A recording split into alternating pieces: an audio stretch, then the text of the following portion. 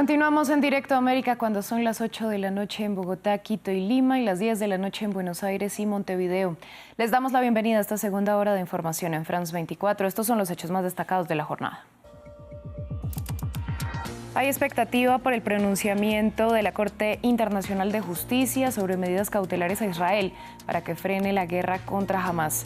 El grupo islamista dice que acataría un alto el fuego y entregaría a los rehenes que mantiene si todos los prisioneros palestinos son liberados.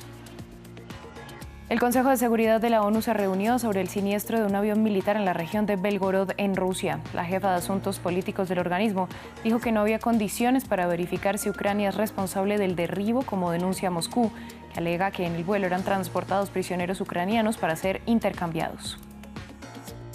En Estados Unidos, más de 64.500 embarazos producto de violación se han producido en estados que han impuesto restricciones al aborto en el último año y medio. Así lo reveló un informe médico que expone que las víctimas enfrentan un complejo panorama. Tenemos análisis.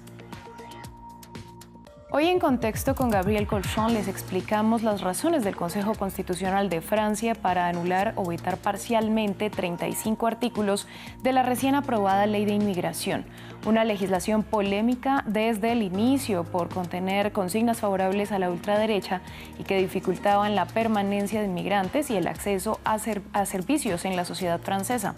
El presidente Emmanuel Macron promulgará la normativa con modificaciones en los próximos días. También iremos en directo a Perú, donde la justicia peruana ordenó el inicio del juicio contra Keiko Fujimori por presunto lavado de activos el 1 de julio. La Fiscalía exige 30 años de cárcel contra la política. Nos cuenta los detalles nuestro corresponsal en Lima, Francisco Zacarías. Y en deportes, el Barcelona femenino sigue intratable en la Champions League y este jueves se aseguró pasar la fase de grupos como primera. Mientras tanto, hay malas noticias para la selección colombiana. Su guardameta titular, Catalina Pérez, se lesionó y está prácticamente descartada para los Juegos Olímpicos de París. Los detalles con nuestro compañero Juan Pupiales.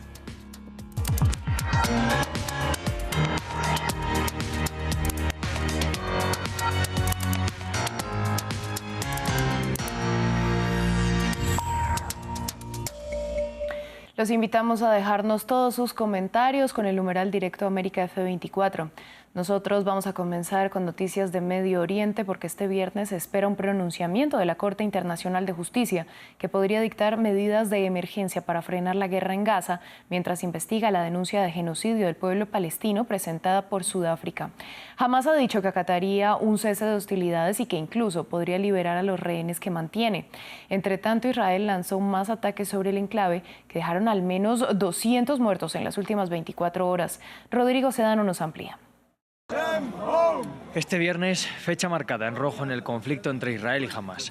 La Corte Internacional de Justicia se pronunciará sobre las medidas de emergencia pedidas por Sudáfrica contra Israel, al que acusa de genocidio contra los palestinos. Caso que el gobierno de Benjamín Netanyahu espera no prospere.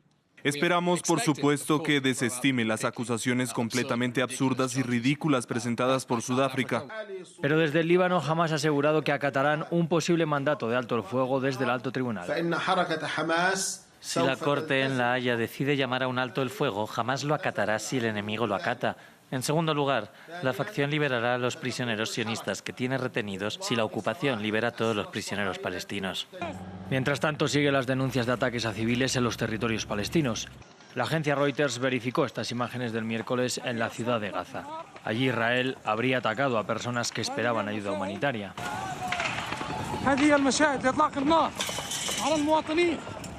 Testimonios hablan también de un ataque sobre un centro de refugiados en Han Yunis.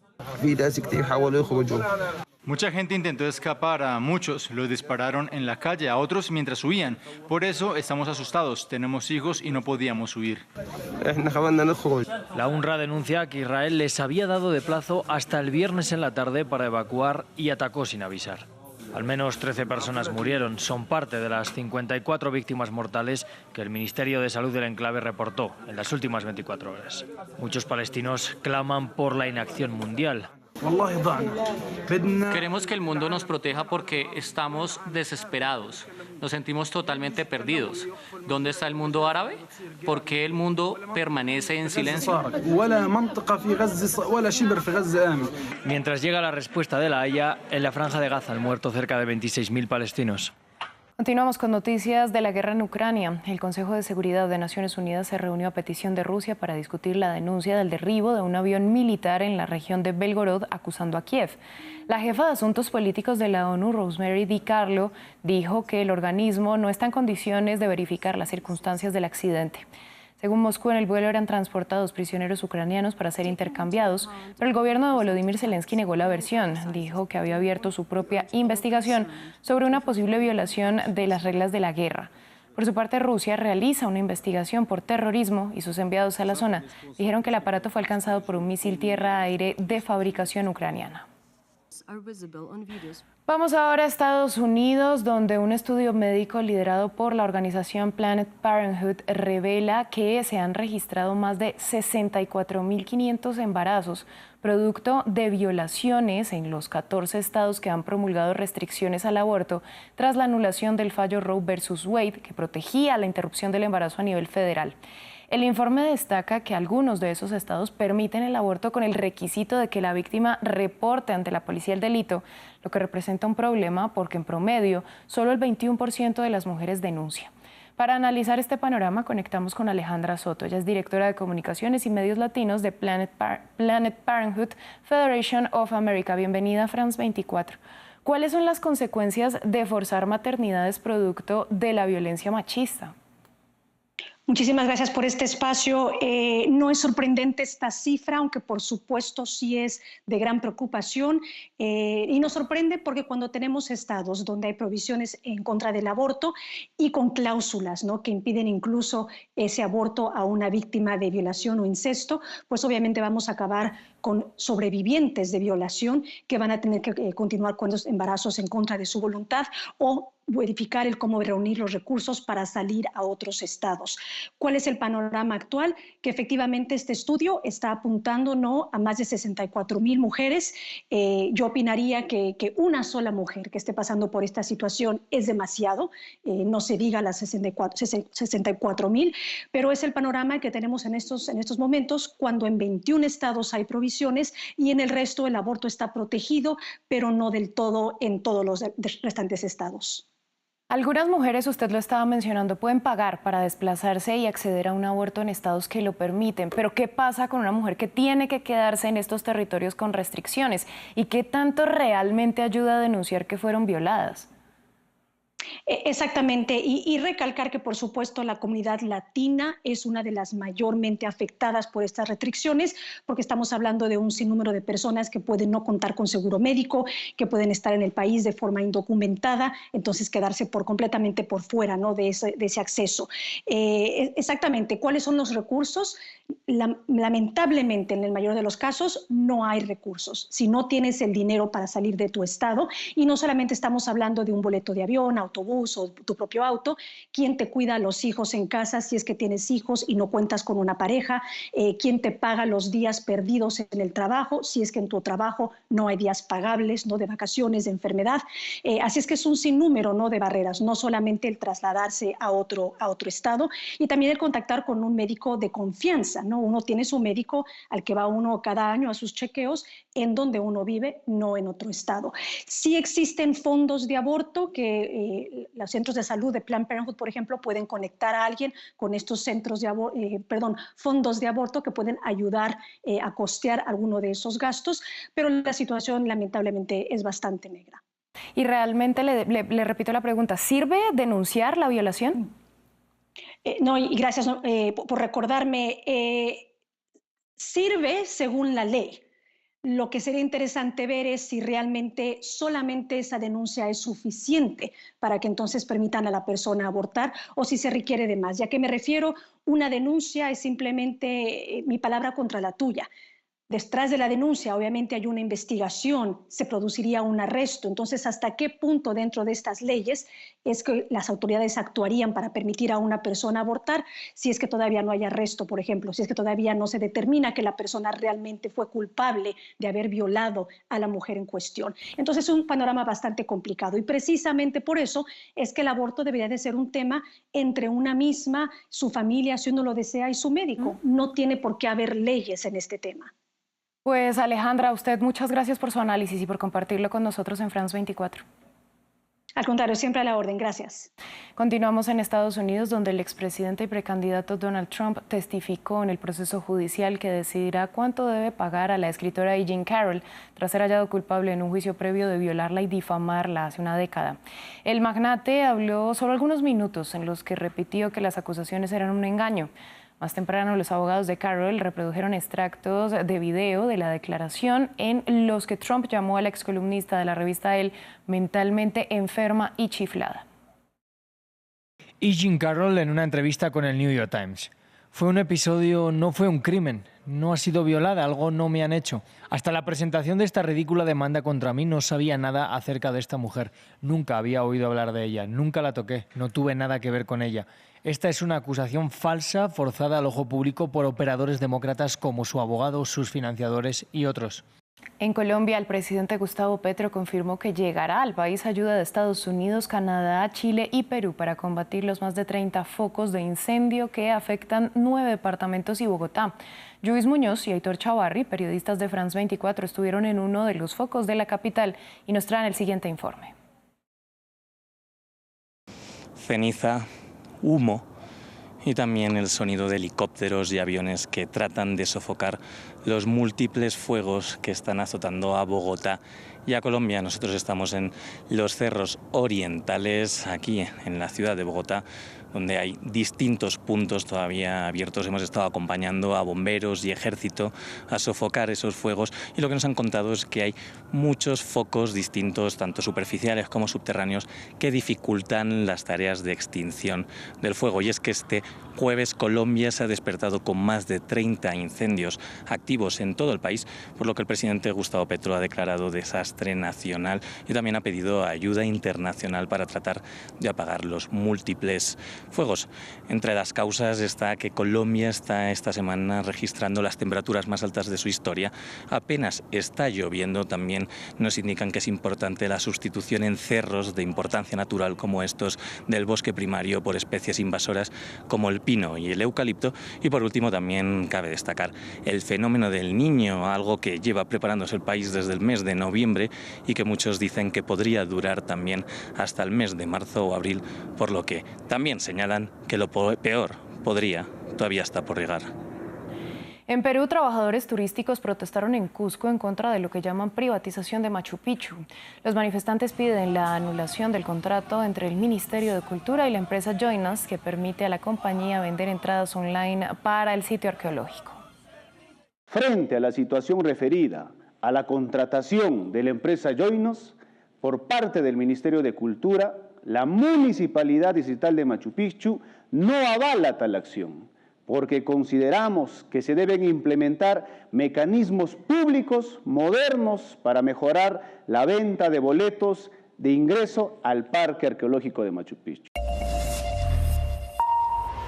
Hoy en Contexto vamos a analizar la actualidad en Francia después de que el Consejo Constitucional rechazara más de un tercio de los artículos de la polémica ley de inmigración. Por ello ya me acompaña en el estudio mi compañera Gabrielle Colchón. Gabrielle, buenas noches. Buenas noches. Vamos a hablar pues de los artículos más afectados, que fueron los añadidos por la derecha en un largo recorrido para adoptar esta ley. Sí. Tuvimos claro.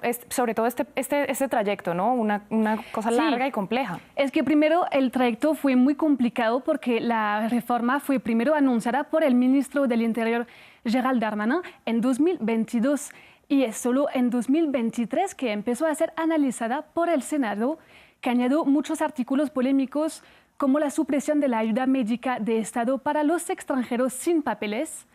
En diciembre se había votado una moción de rechazo en su contra y el gobierno había tenido que convocar una asamblea con varios diputados y senadores. y aliarse a la derecha para presentar una nueva versión del texto y una versión bastante endurecida. De hecho, la ley había sido adoptada con los votos del partido de derecha Los Republicanos y el partido de extrema derecha Agrupación Nacional. Eso había dividido mucho al partido de Emmanuel Macron, varios denunciando un texto demasiado duro. De hecho, solo unos días después de la adopción de la ley, la ex primera ministra Elisabeth Borne había presentado su dimisión. Y finalmente, entonces, ¿qué fue lo que pasó con el Consejo Constitucional? Bueno, es que claro, tanto Emmanuel Macron como la izquierda consideraron que varios artículos de la ley podían ser anticonstitucionales, aunque hay que recordar que Emmanuel Macron apoyó esta ley y decidieron entonces mandarla al Consejo Constitucional para que se pronuncie sobre su contenido. En total debía analizar 47 de los 86 artículos de la ley y decidió censurar 35. 32 fueron censurados porque no tenían una relación directa con la intención inicial del proyecto de ley. Entonces, ahí hay que recordar que inicialmente esta ley fue presentada para controlar mejor la inmigración y permitir una mejor integración de los extranjeros que viven en Francia.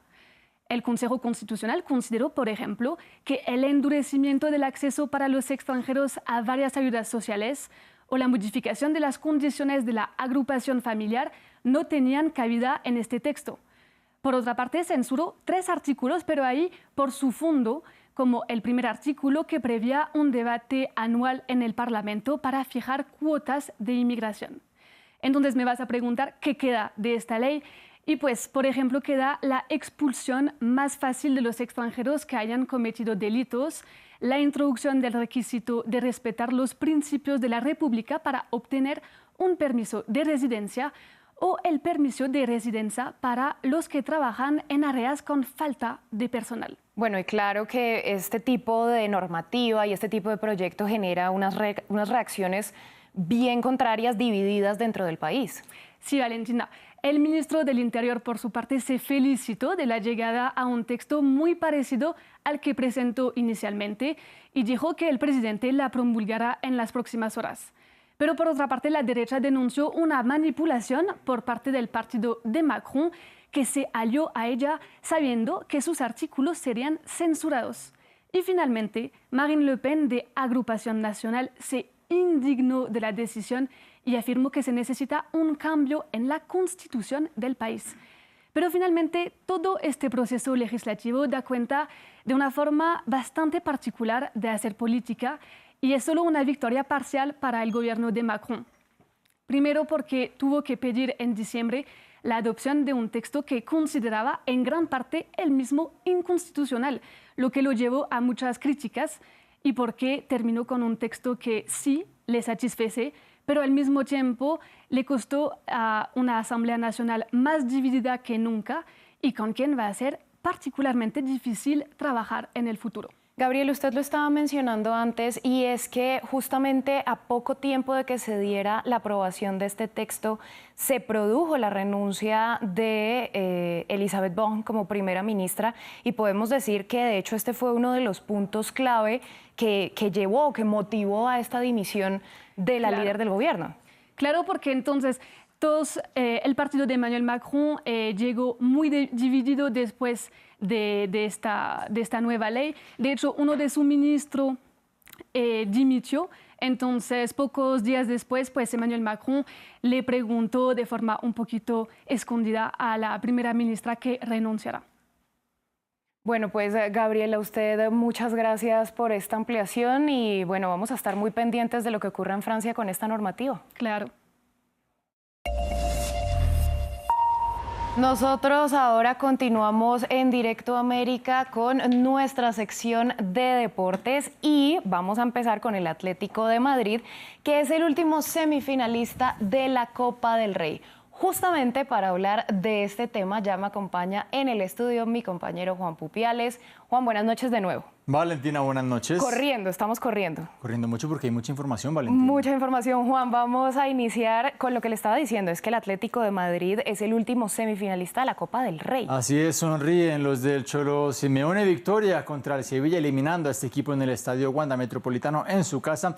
Y el Atlético de Madrid, que presume de ser el único equipo de la parte alta de la Liga que continúa con vida en las tres grandes competiciones, la Liga Española, la Copa del Rey y, como no, la Champions League, que ya vuelve dentro de muy poco. El neerlandés Memphis Depay, ex del Barcelona, que entró como suplente en reemplazo de Álvaro Morata, fue el autor del único tanto del partido, gol en el minuto 79 ante el conjunto hispalense, que ve sepultadas sus opciones de clasificar a Europa a través de este certamen. Ahora mismo en la Liga pelean prácticamente por permanecer en la máxima categoría. Mencionar también que en la primera parte el francés Antoine Griezmann erró un penalti que ahora terminó siendo toda una anécdota después de esta importante victoria.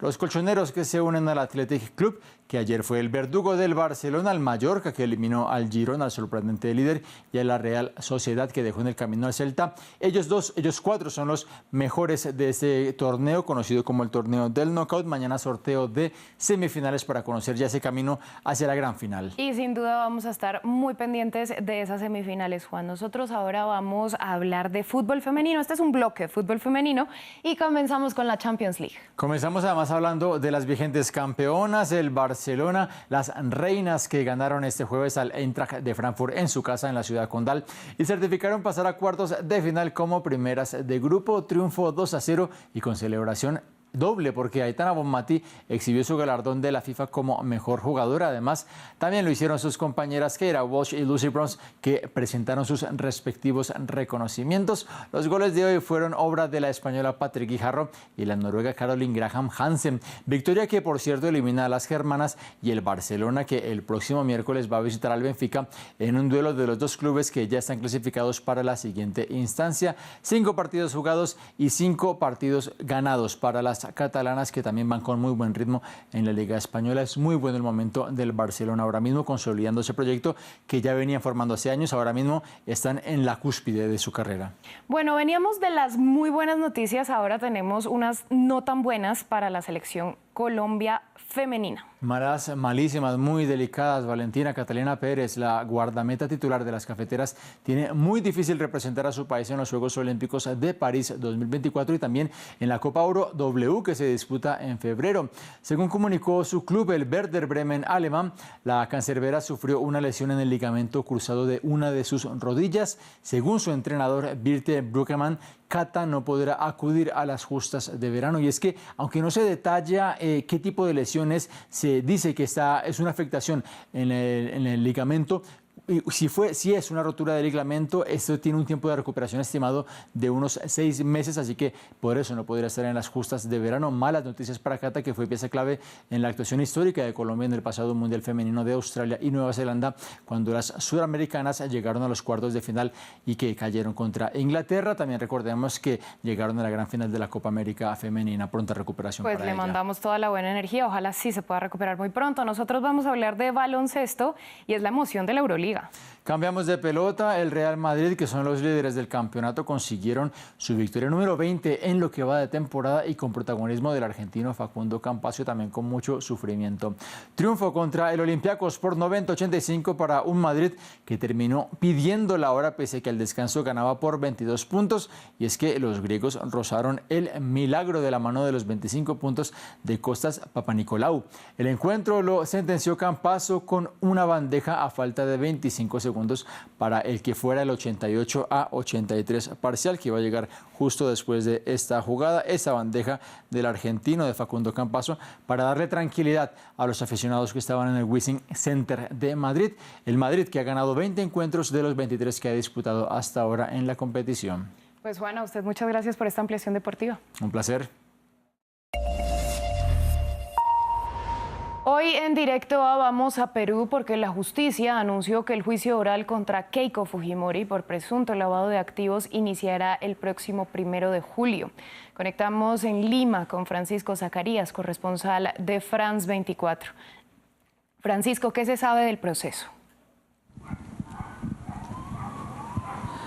Buenas noches. Le cuento que todo ha sido dispuesto para que la Fiscalía acuse formalmente a Keiko Fujimori y pida 30 años y 10 meses de cárcel junto a otras 45 personas, entre las que se encuentran su ex esposo y dirigentes de la agrupación política Fuerza Popular, a las cuales se les responsabiliza de haber realizado lavado de activos para ocultar dinero presuntamente ilícito de la constructora brasileña Odebrecht, que le habría permitido a Fujimori financiar sus campañas presidenciales en los años 2011 y 2016. El proceso es conocido como el caso Cócteles, y la hija del expresidente Alberto Fujimori también se le responsabiliza de dirigir una organización criminal y se le acusa también por obstrucción a la justicia y falsa documentación entregada en las investigaciones. La tesis de la Fiscalía es que Fujimori habría constituido la agrupación política Fuerza Popular y esta a su vez la habría direccionado para ocultar dinero no lícito. Es así que el fiscal José Domingo Pérez ha señalado que esta regularización que han venido haciendo todos estos tiempo a través de Fuerza Popular era ocultar dinero ilícito mediante falsos aportes. En base a testimonios de testigos, documentos y otras pruebas, el Ministerio Público construyó un caso y la justicia peruana ha dado luz verde para que el Juzgado Penal Colegiado Nacional comience el juicio el 1 y 2 de julio. Este proceso está siendo calificado por complejo porque existen 5 acusados quienes se encuentran en el extranjero. Entonces los jueces van a tener que hacer trámites con sus pares de otros países y toda esta tramitología, están señalando algunos juristas, va a demorar alrededor de 4 meses. Francisco, ¿qué dice Keiko Fujimori sobre el inicio de este juicio oral? Bueno, Keiko Fujimori, lo último que ella ha comentado sobre este proceso es que los dineros presuntamente ilícitos no constituían ningún delito en las épocas en que fueron realizados durante su campaña política en los años 2011 y 2016. Esto parece ser que va a ser la estrategia de sus abogados para defenderla. La lideresa opositora ha señalado que se siente serena y tranquila y que de una vez por todas este proceso, que ha sido largo en las investigaciones, pueda declararla a ella libre. Pero este día no ha sido fácil para la familia Fujimori, porque el líder de esta familia, el expresidente Alberto Fujimori, la justicia chilena ha extendido la extradición para que Alberto Fujimori pueda ser procesado en Perú por 8 nuevos juicios. Estos son el denominado tráfico de armas a la hoy desarmada guerrilla de las Fuerzas Armadas Revolucionarias en el año 1999, cuando se vendieron 10.000 fusiles de procedencia jorrana. También hay otro caso que se refiere a violación de derechos humanos, cuando supuestamente se acusa al gobierno de Alberto Fujimori de haber asesinado a presos en un penal. Y también hay otro caso referente a un supuesto aniquilamiento de guerrilleros del entonces Movimiento Revolucionario Tupac Amaru, que mantenían secuestrada a la residencia japonesa del año 1997. Pues Francisco, a usted muchas gracias por esta ampliación y a ustedes les damos gracias por su sintonía. Nosotros vamos a hacer una breve pausa y ya regresamos.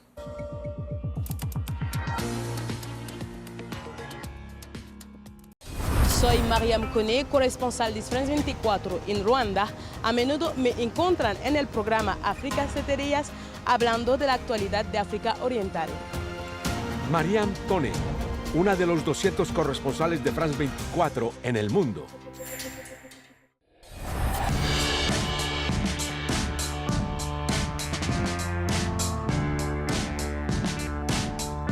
France 24, otro punto de vista. Liberté, égalité, actualité.